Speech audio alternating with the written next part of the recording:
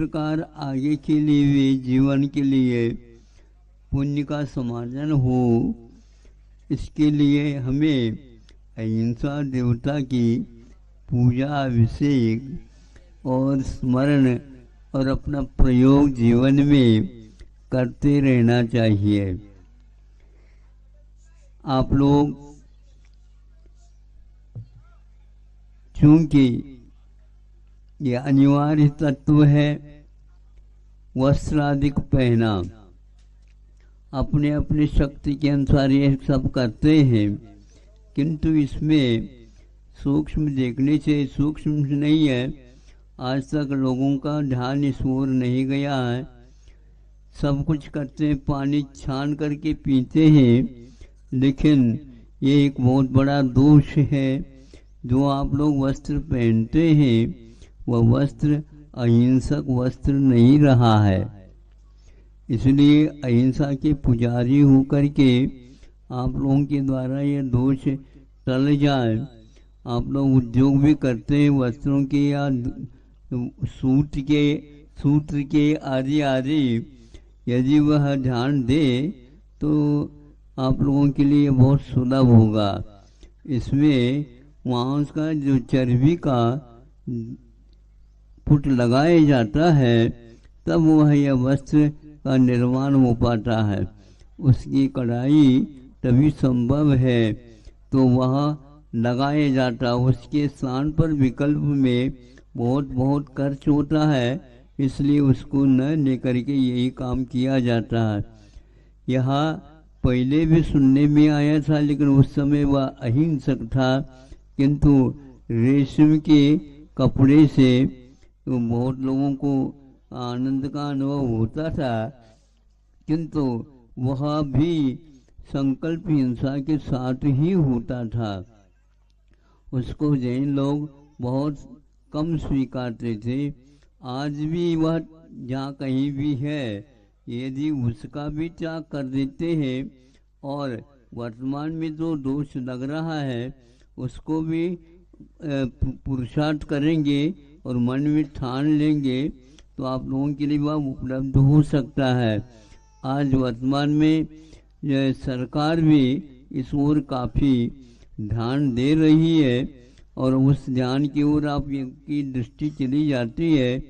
यह आप लोग अवश्य है इसका पुण्यार्जन कर सकते हैं क्या। और दूसरा ये है, यदि वह केमिकल के माध्यम से बनता है, वह आरोग्य के लिए भी कारण नहीं होता, उसके द्वारा रोग भी होता है, हिंसा भी उससे बनती है। इसलिए कि हथकरघा का जो वस्त्र है उसका यदि आप लोग प्रयोग करेंगे, बहुत ही रुचि के साथ वह जैविक वस्त्र मान करके कई लोगों ने इसको अपनाने का प्रयास या संकल्प लिया है। इस ओर भी आप लोग अवश्य ध्यान देंगे। ये छोटी सी कथा आती है, वह किस प्रकार रेशम का कीड़ा होता है। तो रेशम का कीड़ा क्यों कहा गया है? मनुष्यों को तो रेशम का कीड़ा नहीं कहा, किंतु वह उसके क्यों कहा है? वह कीड़ा रहता है, उस कीड़े को वह किस ढंग से उससे वस्त्र प्राप्त करते हैं, इसको कोषागार नाम से कथा से वह प्रचलित है। शास्त्र ग्रंथों में इस कथा का विचलन है। तो वह कैसा होता है, उन कीड़ों को पाला जाता है, हजारों कीड़ों को, और उसके लिए कुछ एक प्रकार के पत्ते होते हैं, लार छोड़ता है और अपने आप के शरीर को ही वेष्टित कर लेता है। तो वह सूख जब जाता है, उस समय वह स्वयं ही उस लार में लपेट जाता है और वह सूखने से उसको पानी में, उबलते हुए पानी में डाला जाता है। उसके बिना वह वस्त्र बनता ही नहीं। तो उस प्रकार उबलते हुए पानी में डाल करके फिर इसके उपरांत वो ऊपर नार थी, उस नार को ही वस्त्र का रूप और धागे का रूप दे करके वह वस्त्र बनता था। इस प्रकार के कथा सुनने से हमें ऐसा लगता है आचार्य ने हम लोगों को इस ढंग से उपदिष्ट किया है, जिससे हम अहिंसा के प्रति आस्थावान हो जाते हैं। तो यह कथा कोषागार नाम से प्रसिद्ध है।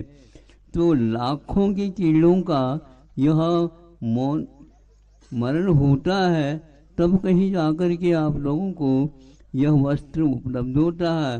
वो भी जीवन पर्यंत थोड़ी टिकेगा, बहुत जल्दी वह भी पट भी जाता है।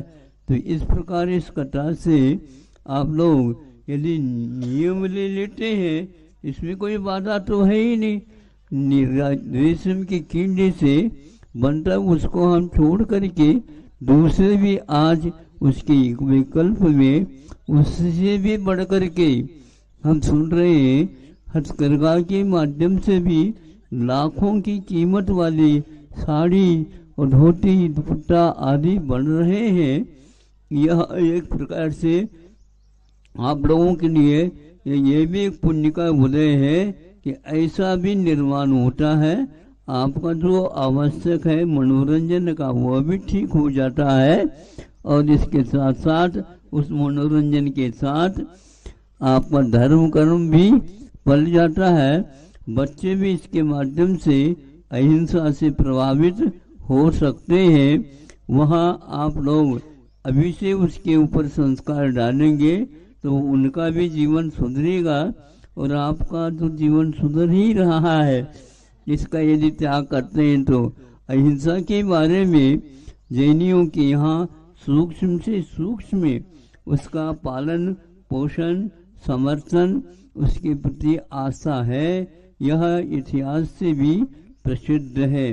इस प्रकार आप लोग एक प्रकार से अहिंसक जीने का, और इसी प्रकार खेती बाड़ी यदि करते हैं उसमें भी अहिंसक ही बीज, अहिंसक ही खाद, अहिंसक ही उसके लिए दवाई आदि जो आप लोगों को उपयोग करने से अवश्य ही लाभ हो सकता है।